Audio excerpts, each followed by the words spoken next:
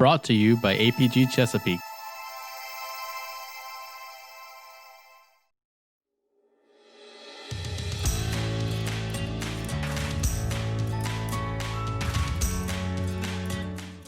Chesapeake Bay Live presents the Speaker Series, sponsored by For All Seasons.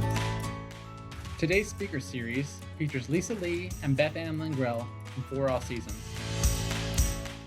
Today's topic is supporting your child's mental health through uncertain times. Let's see what Lesa and Beth have to say. Good evening. We're so glad that you've joined us tonight to talk about children's mental health in uncertain times. My name is Beth Langrell, and I'm the CEO of For All Seasons, your Midshore's Behavioral Health and Rape Crisis Center. Hi, my name is Lesa Lee. I'm the Chief Clinical Officer here at For All Seasons. We're here with you this evening to talk about children and mental health and how to support our children through uncertain times in COVID. Lesa and I spend a lot of time together at our office. We serve all 5 counties of the Midshore. We are your Behavioral Health and Rape Crisis Center for the Midshore of Maryland. And a lot of what we are doing right now is working with our families, our young people, and our adults through times where this is an unprecedented time for us as an agency, and we also know that for the community. People are facing things that they've never faced before, and especially for us as working moms, we wanted to take an opportunity to give some perspective as to how to support our little ones during this time. Yeah, I was driving over today and I was thinking there was a song that came on about I wish I had the why. And I think that for us, there's so much of wanting to make sense of what's happening, and it's a little bit challenging to figure out the why of what's happening. And so I think, I know you and I have talked before about, how are we managing at home? How are we, helping our kids through these uncertain times? And I think that for me, what I remember most, at least in the beginning, was that I wasn't quite the regulated person that I typically am. Yeah, I know we've had conversations about that. Yeah, I think one of the things that I think of on a daily basis is me showing up to be my very best mom. And you have to work really hard. There's a whole different level of checking in with yourself and making sure that you're being the best parent you can be. Also trying to balance when you're not okay. And, Right. We've talked about that a lot, that as children are experiencing not being able to be with their friends, or sports are being canceled, or, we're all in the virtual world right now, and trying to figure out how to provide for our children in a much different scope when we ourselves might be feeling something we've never felt before. Right. One thing that I've taken from this, and that my hope is that if you can take anything from this talk, is that you give yourselves as parents, or as providers or guardians, permission to get it wrong. Through this uncertain time, we have to not only work on taking care of ourselves, but we also have to know that we can get it wrong, and that we have to manage our expectations. I know initially the idea of me being a working mom, trying to be a teacher to my children, the expectations were unrealistic for me, and it left me in a space that was just unlike who I was. Yeah. Absolutely. And you have to pick your people. Right. So I think that's the other thing too, is that figure out who in your circle and who in your space you can rely on. And so maybe it's that you're relying on a friend who you can call and say, I'm just having a bad time. And find the people that don't follow that up with, well, it's not as bad as what I'm dealing with. Because, I think sometimes when we are facing an adverse challenge, there tends to be the sort of acquiescing of, well, it's not as bad as this situation. But sometimes it's just what it is. And sometimes it's just not a good day. And it's okay that it's not a good day. And it isn't because your day is worse than someone else's, or your day is not as bad as someone else. But just being able to find your community where you can say, today's pretty awful, and I just need to let you know it's pretty awful. And someone can be there to say, it's okay. It's okay that it's awful, and think about some tools and some strategies for what's going to work next. Right. I think for me, one of the things that I am so grateful for is having that community. Beth Ann and I have had an opportunity to do a training with Brene Brown, and she talks a lot about shame and vulnerability.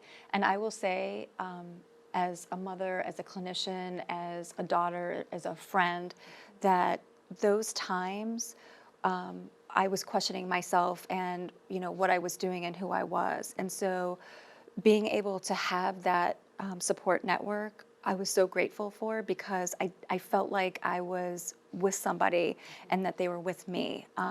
And that made such a huge difference. And I think especially during the time in the very beginning of when we were at the stay-at-home stage, it was so isolating. And so you really, as parents supporting children, began to feel as though you were on an island by yourself. And that I think there is that fear when it comes to any topic that relates back to mental illness or mental wellness either.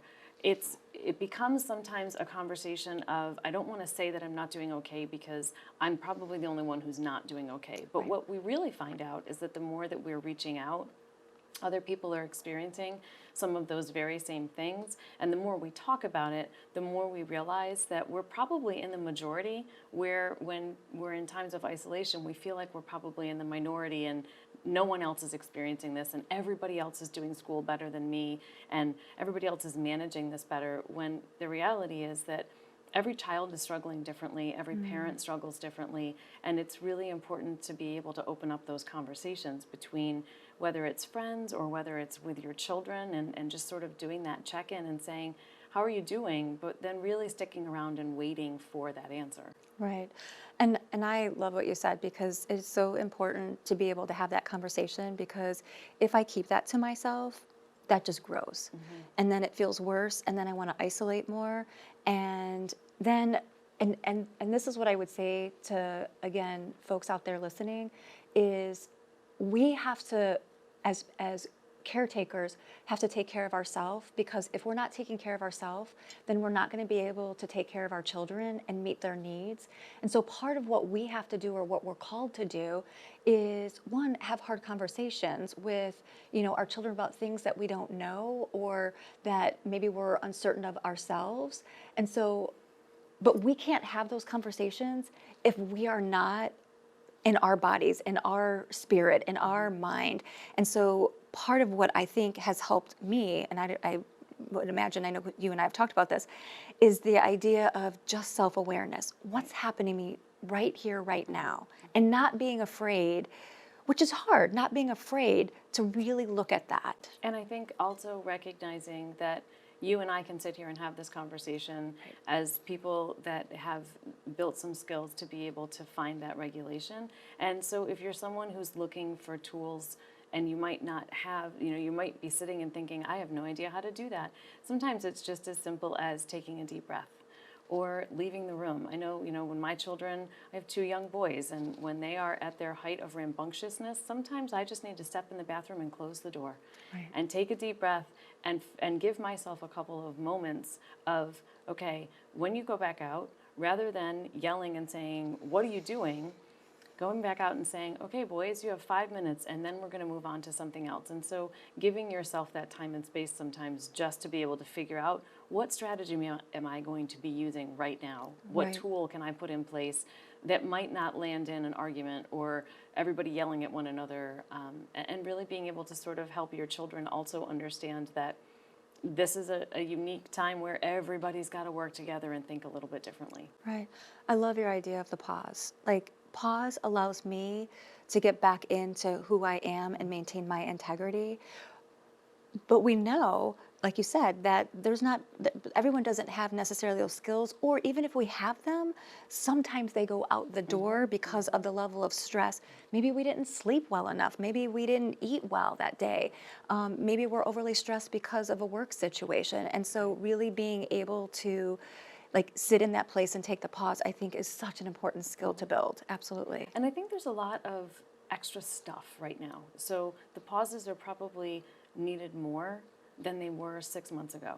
And so, whether you're managing facing unemployment, or if you're looking at a child who has special needs and, you've been home and you are not going to work, and so there's a lot of stress, it's really about creating those moments of pause. So if you can't find them in your home, maybe it's that you stand outside on the porch, or maybe you are not in a position where you can go take a walk for a half an hour and clear your head, but you can walk around your house, or you can walk in the yard. And so sometimes it's also about having the fortitude to be able to say, I'm going to step outside for a minute because here's what I need, and actually doing an activity that's going to give you that space to be able to re-regulate. Right.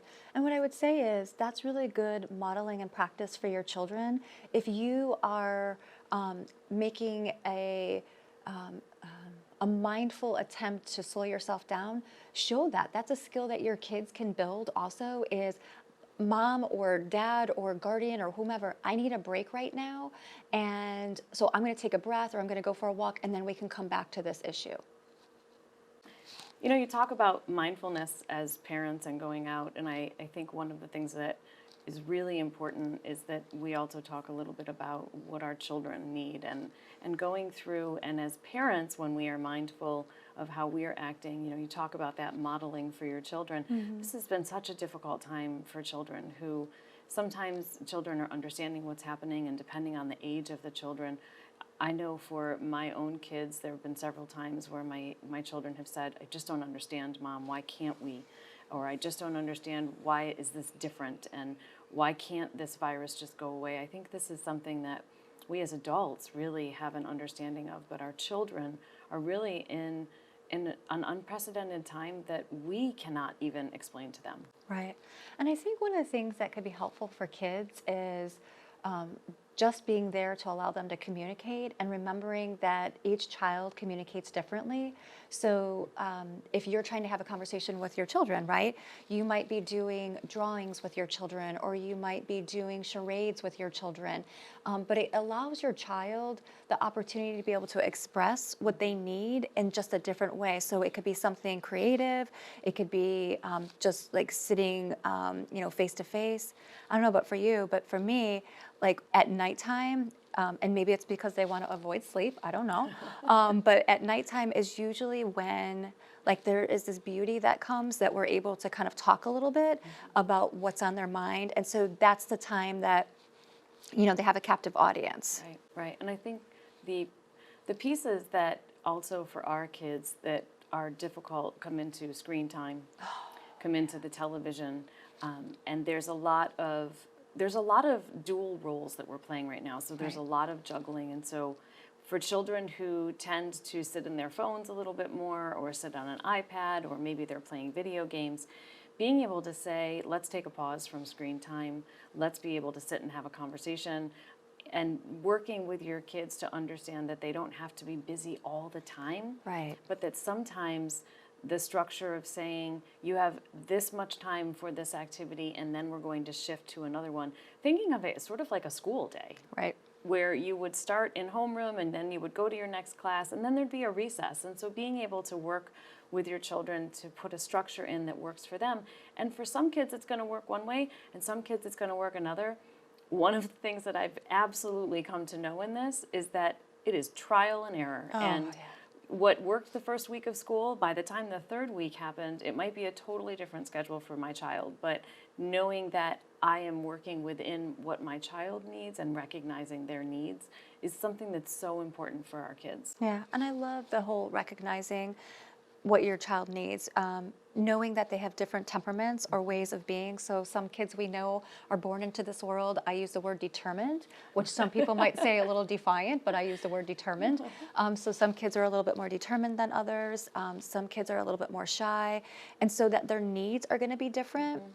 We know that, some families have experienced traumas, and so that sort of brings the stress level of the family up a little bit more.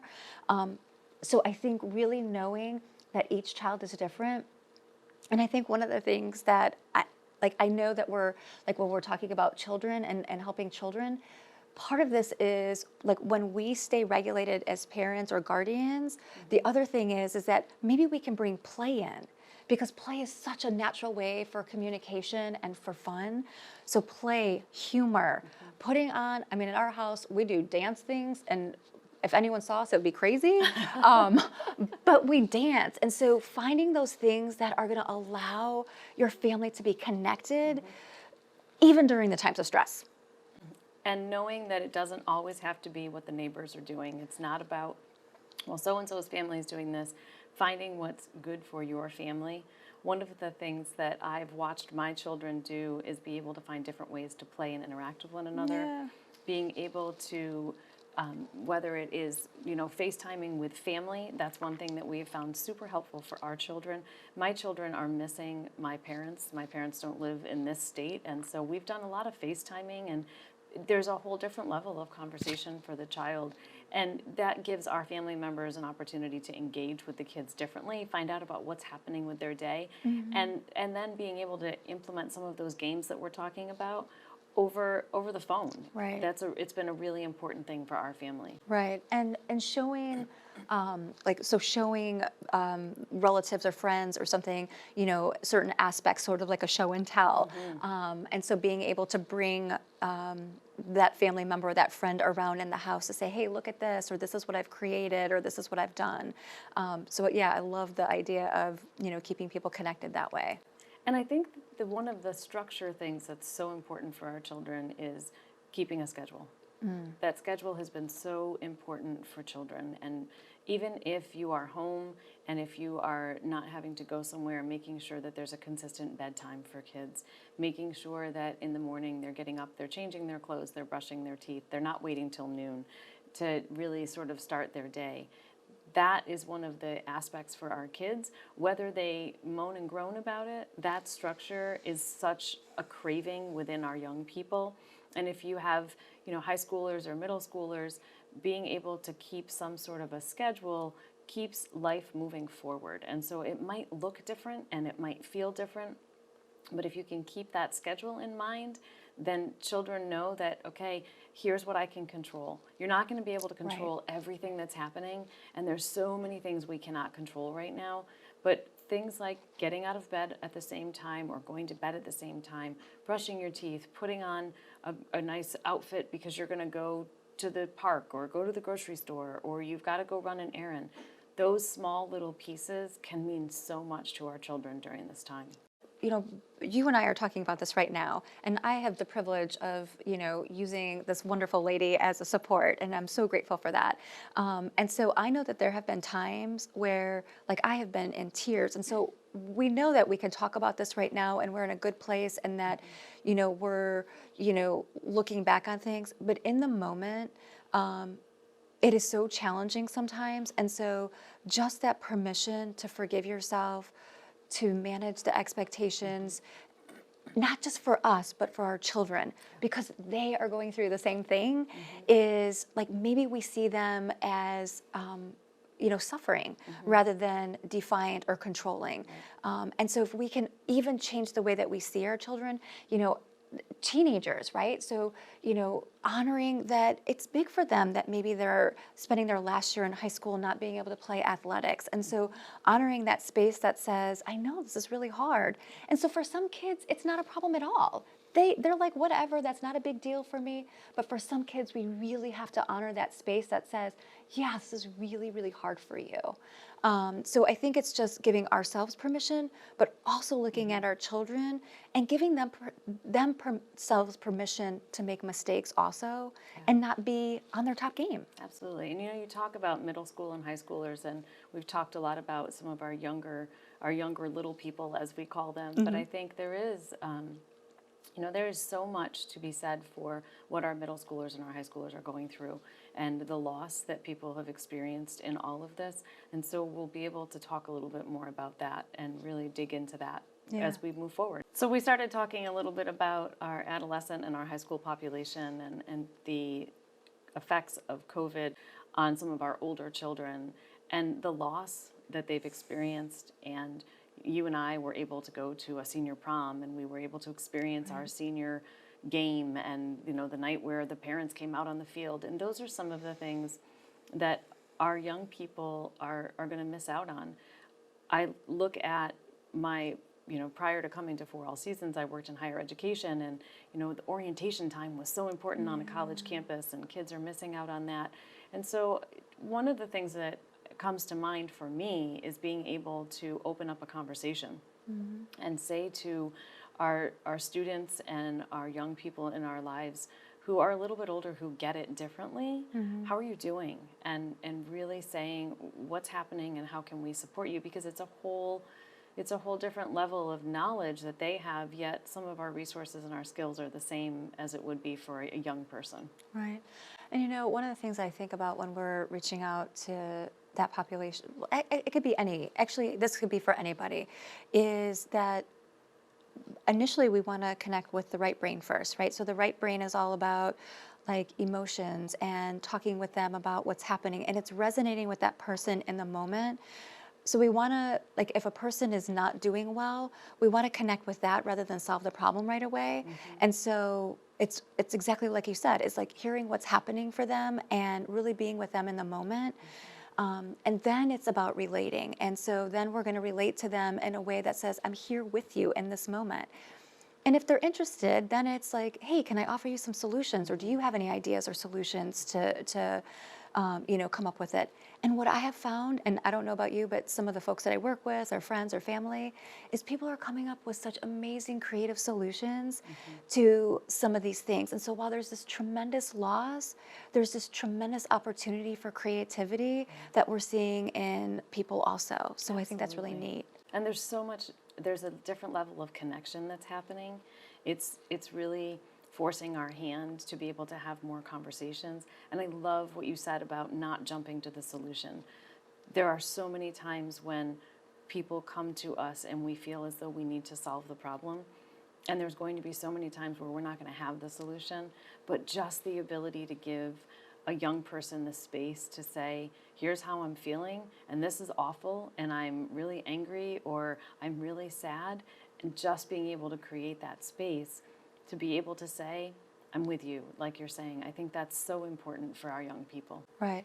And I would say if there's any, guardians or any kids or, teenagers, whatever, watching, if somebody comes to you and says that and you don't know what to say, your response can be simply, I don't know what to say, but I'm so glad that you shared that.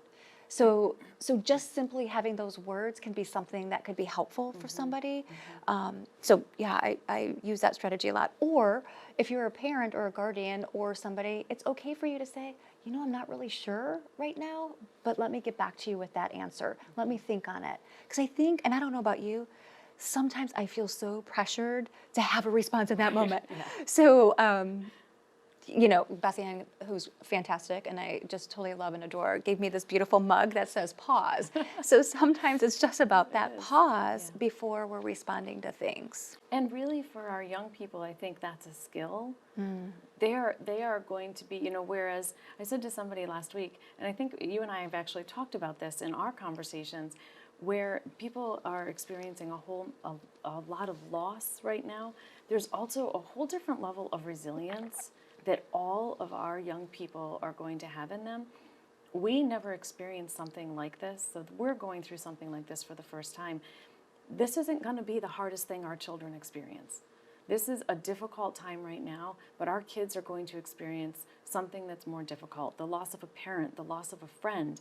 And so this is really in some ways preparing our children in a much different way that you or I never had the opportunity to really have that resiliency built when we were younger. And so there is that piece where we can rest in knowing that there is an opportunity to help our children build skills and be able to pause and be able to sit in an uncomfortable place where everybody wants everything to happen yesterday. And now it's about, we are a society that lives in beginnings and ends. We want to know when school starts and when it's going to be done. And there's a lot of unknown right now, and there's a lot of skill that's built in sitting in the unknown. Oh, I love that. And I think that sitting in that gray and having to manage disappointment is such an important skill to build. And I think that there's so much that could rest upon caretakers' shoulders and having to manage all that along with their own disappointments and own, struggles. And so it's really, again, I think that I will say this over and over, that self-care is so important. Because when we do it for ourselves, we're modeling it for the kids. And so we could be very transparent about, this is what I'm doing to take care of myself right now because I'm feeling really overwhelmed. We're building the skill of learning how to express feelings. We're building the skill of learning to pause and take a breath. And those things are such valuable things for our kids to learn. And it also gives that ability for your child to see that you can be a parent who doesn't have it together all the time. Right. You know, I know for me, I've even said to my boys, Mommy is doing the very best that she can, but she's having a hard day. And my boys now have that vulnerable piece of me that says, I don't want to be Wonder Woman. I just want to be a mom who sometimes gets it right, sometimes gets it wrong, and that it's okay for you to sometimes get it right or sometimes get it wrong. And, you know, I think that's one of the things that's so beautiful about having these conversations is that it's not always going to be a perfect plan. And if there's one thing that we know about COVID, there is no plan. Right. You know, we can do our very best to manage whatever comes our way with the time and period that we're in. But the only thing that we can guarantee is that there's not always going to be the conclusion that we think is going to happen. Right. And you know, I think about, and I've said this several times, so gratitude is a practice. And so teaching your kids a practice of gratitude, whether that's if you're able to sit at the table or at night or in the morning, so teaching, you know, kids about gratitude. And so as I think about that, and I've said how grateful I am for our relationship and our friendship, I also know that there's people who maybe don't have that out there and are in really stressful situations at home. And should they find themselves in that situation, that's when it's okay or it's appropriate to reach out, whether it's to mental health providers or whoever it might be. Absolutely, and that's where you build your circle. Yeah. And I think there is a stigma that continues to sit in our community about mental illness. And here's the thing that I think is really important. None of us are feeling the same thing that we felt 6 months ago. Whether someone has the most pristine mental wellness, everybody's feeling something different. And the knowledge that most folks are experiencing a mental health symptom right now, you might not have a diagnosis. You might not have to engage in therapy for the next 10 years of your life, but you might just need some strategies and some tips, and you might need to engage in therapy for a short period of time. But the knowledge that it's okay to be experiencing different mental health symptoms, there is such a surge of folks reaching out for help right now. And so, you know, people say we're in this together. We're experiencing it very differently, but everyone is experiencing something different. And my hope is that one of the things that will come out of COVID as a positive is that we will be able to have these conversations about mental health in a different way, because everyone is struggling with something. Right. And we know, so we know our kids. And so if we start to see that our kids are doing something really out of character for them, because we know that maybe they're a little bit prone to anxiety, but COVID has sort of ramped that up a little bit. And so, you know, if we're seeing that it's taking them out of who they're supposed to be, that's a great opportunity to reach out for support. And I totally appreciate that there's still a mental health stigma, and our hope is that we can provide, you know, that supportive place that, you know, you get in a friendship or a relationship. Right, absolutely. There's also a component of all of this that comes back to the ability for you and your child to connect through working through this together. And I loved what you said about I might not have the answer. You know, our children come to us for solutions. They come to us to solve the problem. And sometimes it's just about giving the space for your child, whether they are in high school, middle school, elementary school, to say something's up, and we're going to figure this out together. Right. Just to be able to have that space as a family and as a connector. And if you're, as a parent, feeling overwhelmed and not feeling like it's your time, tag in. You know, I know there's been plenty of times where I've been so grateful to call you and say, I need a break. And, you know, so again, it comes back to some of that conversation around finding your circle of support and making sure that you can take care of your child as well as your child can be learning from you in these skills and strategy building time. Right. And I think that for me, you know, when we think about reaching out, we get to that place that says, okay, so I've exhausted all my supports, and, I know that I've worked with plenty of parents and kids going through this pandemic and just in general. And so I think it's important for people to know that, here's what we do here. We're going to provide a non-judgmental environment. They can reach out, to our agency for whether it's outpatient services or school-based services. Absolutely. The services are continuing to be available. It's really our hope that tonight you've been able to give yourself a space to think about your children and their mental wellness and your own strategies that you use with your children. For All Seasons has offices all across our 5 counties of the Midshore. You can reach our agency at 410-822-1018. You can find us on the web at forallseasonsinc.org or on Facebook at For All Seasons RCC. We're really excited to be able to have this time with you this evening, and it's our hope that you've been able to take some strategies and some tools and give yourself a moment as a parent to pause.